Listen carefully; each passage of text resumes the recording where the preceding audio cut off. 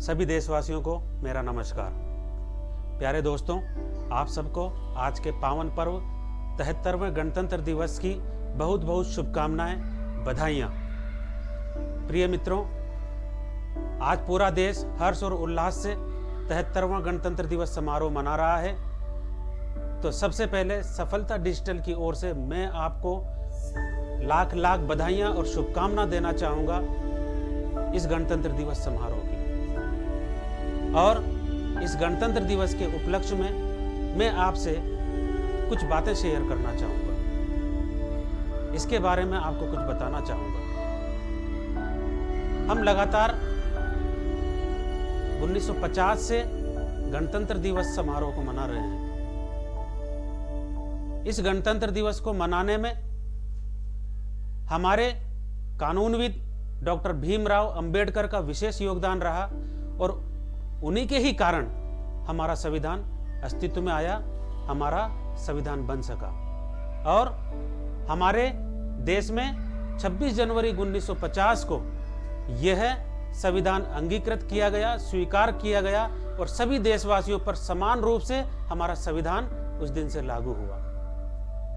लेकिन इस गणतंत्र को मनाने का मौका हमें कैसे मिला? इस देश की आजादी को उत्सव के रूप में मनाने का मौका हमें कैसे मिला?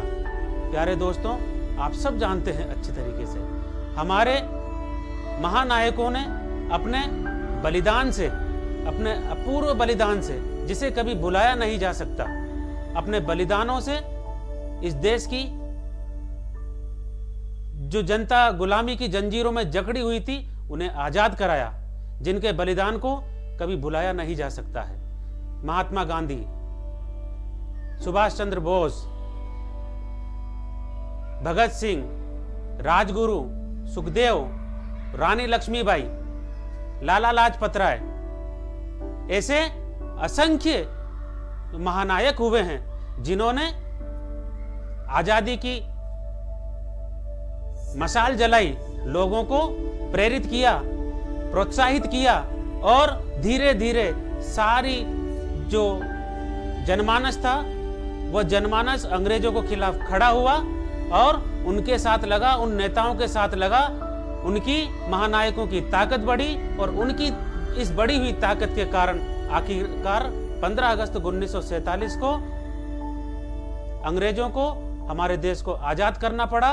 आजाद करने के बाद में संविधान की आवश्यकता महसूस हुई तो डॉक्टर भीमराव अंबेडकर ने हमें हमारा संविधान दिया, जिसे लागू किया गया 26 जनवरी 1950 को। मित्रों, आज के इस गणतंत्र दिवस पर जब हम इस पावन पर्व को मना रहे हैं, इस पावन पर्व को हमेशा इसी तरीके से हम हर्ष और उल्लास के साथ मनाते रहें। ये हम सब की संयुक्त जिम्मेदारी है कि हम हमारे देश की सुरक्षा को बनाए रखें, एकता को बनाए रखें। एकता जरूरी है। जिस तरीके से हमने हमारे संयुक्त प्रयासों से अभी कोरोना की जंग को जीता है, दो वेव्स आई, अभी तीसरी वेव्स, जैसा कि डॉक्टर्स, वैज्ञानिक, साइंटिस्ट बता रहे हैं कि तीसरी वेव आने वाली है और उस दौर में शायद हम चल रहे हैं। लेकिन हमने हमारे संयुक्त प्रयासों से फर्स्ट वेव को झेला, उस पर विजय प्राप्त की, सेकंड वेव पर विजय प्राप्त की।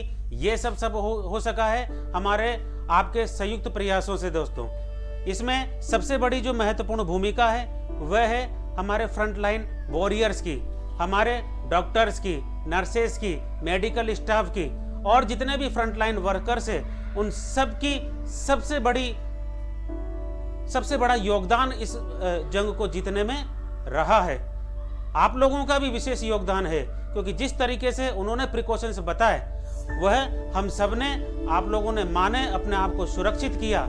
इसमें मैं सबसे पहले हमारे फ्रंटलाइन वॉरियर्स, डॉक्टर्स को, नर्सेज, मेडिकल स्टाफ्स को बहुत बहुत धन्यवाद और साधुवाद देना चाहूँगा। ये बहुत बधाई के पात्र हैं कि इन्होंने ऐसे समय में, जब ऐसी महामारी, ऐसी संक्रामक जो बीमारी है, जहाँ पर हर मानव, हर व्यक्ति अपने आप को बचाने के लिए, सुरक्षित करने के लिए महफूज अपने घरों में बैठे हुए थे, ऐसे समय में इन्होंने अपने प्राणों की चिंता न करके आप लोगों की सेवा की, हमारी सेवा की उनमें से अधिकांश असमय काल कलवित हो गए, अपने प्राणों को उनको त्यागना पड़ा, वह भी संक्रमित हो गए और कोरोना उनको अपने साथ ले गया और अपने से वह बिछड़ गए।